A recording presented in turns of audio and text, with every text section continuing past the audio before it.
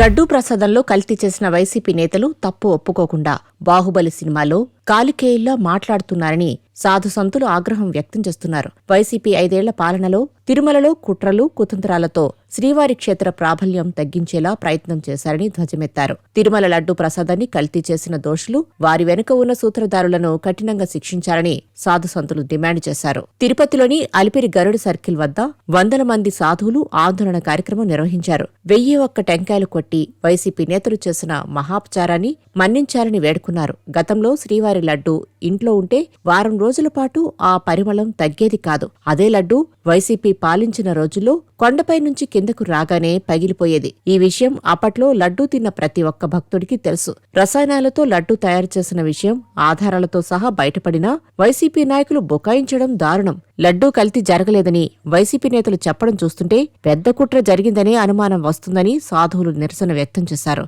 ఈ విషయంపై రాష్ట్రపతిని కలిసి ఫిర్యాదు చేయనున్నట్లు ప్రకటించారు.